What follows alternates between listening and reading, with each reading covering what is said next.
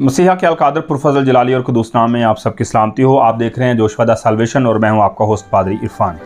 1875 की बात है कि एक ज़बरदस्त वबा, जिस तरह इन दिनों में कोरोना है, उस दौर में एक वबा बबोनिक जिसने बड़ी ज़बरदस्त तबाही मचाई, बहुत से लोगों को हलाक कर रही थी, बहुत से बच्चों को यतीम और बहुत से वालिदैन को बच्चों से महरूम कर रही थी। बथेरों के अज़ीज़ व अकारब लुक़मा अजल हो रहे थे और हलाकत का सबब बन रही थी ये ज़बरदस्त वबा। हैरानगी की बात यह थी कि जो भी इस वबा में मुब्तला होता था, इससे छुटकारा नहीं पा सकता था, मौत ही उस पर गलबा पाती थी। इसी दौर में एक पादरी साहब थे जिनका नाम जॉन अलेक्जेंडर था। 30 दिनों में उन्होंने 40 जनाजे अपनी कलीसिया में पढ़ाए। कलीसिया में बहुत से लोग इस मर्ज में मुब्तला हो रहे थे और आए दिन बथेरी जानों का नुकसान हो रहा था। पादरी साहब बहुत से ख़ानदानों और घरानों में विज़िट करने के बाद जब अपने घर में अपने स्टडी रूम में आए तो अपने दोनों हाथ टेबल पर रख के और हाथों और बाजुओं के ऊपर अपना सर रख के उन्होंने रोना शुरू कर दिया और चिल्लाना शुरू किया और खुदावंद से कहना शुरू किया, खुदा क्या तू सारी कायनात को ख़त्म करने वाला है? खुदा क्या सभी लोग मर जाएंगे? खुदा क्या ये वबा तेरी तरफ से है? क्या तू सबको मार डालेगा? वो इंतहाई दुख की और करब की हालत में उन लोगों को याद कर रहा था जो यतीम हो रहे थे। उन वालिदैन को याद करके वो रो रहा था और खुदा के जुर्म में फरियाद कर रहा था जो अपनी औलाद से महरूम हो रहे थे। कलीसिया में बहुत से उसके जानने वाले मौत के हाथों दुख उठा रहे थे। इसने खुदावंद की जुर्म में फरियाद की और खुदावंद ने किताब मुकद्दस में से इसको जवाब दिया। जब वो दुआ कर चुका तो वो कहता है कि मैंने किताब मुकद्दस को खोला और मुकद्दस रसूलों के अमाल उसके 10वें बाब की 38वीं आयत मेरे सामने आई कि खुदा ने यीशु नासरी को रूह कुदस और कुदरत से किस तरह मसा किया। वो भलाई करता और उन सब को जो इब्लीस के हाथ से जुल्म उठाते थे शिफा देता फिरा, क्योंकि खुदा उसके साथ था। ये आयत उसके सामने आई कि उसके आंसू जाते रहे। वो खुशी और शादमानी और एक जज्बे से भर गया और वो इस बात को जान गया कि ये वबा लश्करों के खुदा की तरफ से नहीं है, बल्कि शैतान इब्लीस लोगों को दुख दे रहा है। और इस आयत में उसने खुदावंद यीशु अल मसीह के इस जवाब को बड़ी वजाहत के साथ कबूल किया कि खुदावंद यीशु अल मसीह बहाल करता है और शैतान जुल्म करता है, और जो लोग शैतान के हाथों जुल्म उठाते हैं खुदावंद यीशु अल मसीह उनको बहाल करता है उनके उन दुखों से और उस जुल्म से जो शैतान इब्लीस की तरफ से किया जाता है। इस कलाम को रिसीव करने के बाद वो बड़े जज्बे और बड़े जोश से भर गया और अभी उसने इस कलाम को रिसीव किया ही था खुदा की तरफ से कि 2 नौजवान उसके स्टडी रूम में दाखिल होते हैं और आकर उससे कहते हैं कि पादरी साहब आपसे इल्तमास है कि एक मरतबा फिर आइए, क्योंकि मैरी आपकी कलीसिया की जो खातून है वो करीबुल मर्ग है।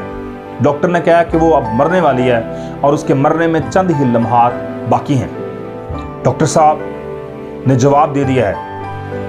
पादरी साहब बड़े पैशन के साथ, बड़े जज्बे के साथ रूह से ममूर और खुदा के पाक रूह की कुदरत को अपने अंदर लिए हुए और शैतान इब्लीस के खिलाफ गुस्से से भरे हुए उठते हैं और उस घर के अंदर दाखिल होते हैं जहां पर मैरी मरने के करीब थी और तमाम वो सिम्टम्स उसकी ज़िंदगी में थे जो एक ऐसे शख्स में होते हैं जो बिल्कुल करीबुल मर्ग होता है।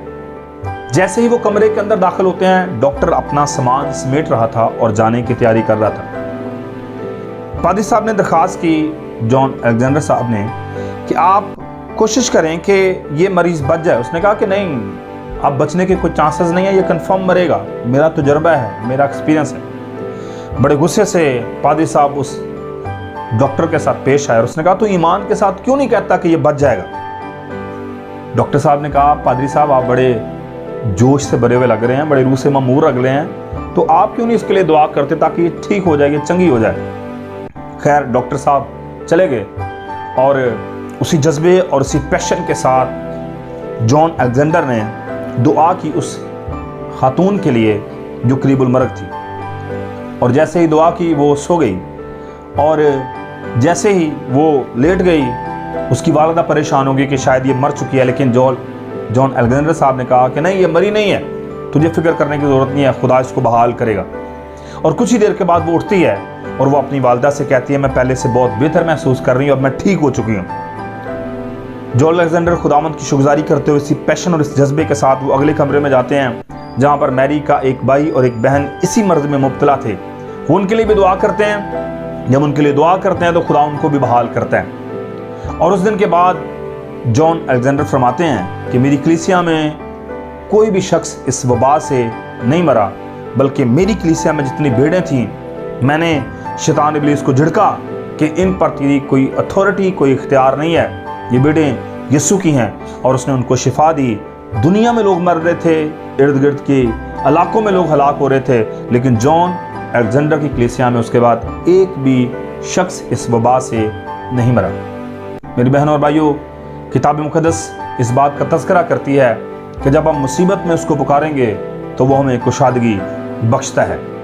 खुदावंद का बंदा दाऊद 22वें ज़बूर की 24वीं आयत में ये रकम करता है, लिखा है, क्योंकि उसने ना तो मुसीबत ज़दा की मुसीबत को हकीर जाना, ना उससे नफरत की, ना उससे अपना मुंह छुपाया, बल्कि जब उसने खुदा से फरियाद की तो उसने सुन ली। मैं आपको इनकरेज करना चाहूँगा, अगर आप मुसीबत में हैं, अगर आप नाउमीदी की हालत में हैं, तो आइए लश्करों के खुदा को पुकारिए, क्योंकि लश्करों का खुदा आपको बहाल करने की कुव्वत और कुदरत रखता है, और वो मुसीबत ज़दा को हकीर नहीं जानता, बल्कि उसकी दुआ को सुनता और उसको जवाब देता है। जब जब आपकी ज़िंदगी में मुश्किलात आएँ, परेशानियाँ आएँ, आप नाउमीद हो जाएँ, आप मायूस हो जाएँ, तो मैं आपको इनकरेज करना चाहूँगा, जॉन अलेक्जेंडर की तरह लश्करों के खुदा के ज़ुर में झुकें, क्योंकि वो आपकी फरियाद को, आपकी मुसीबत को, आपके दुखों और तकलीफ़ों को हकीर ना जानेगा,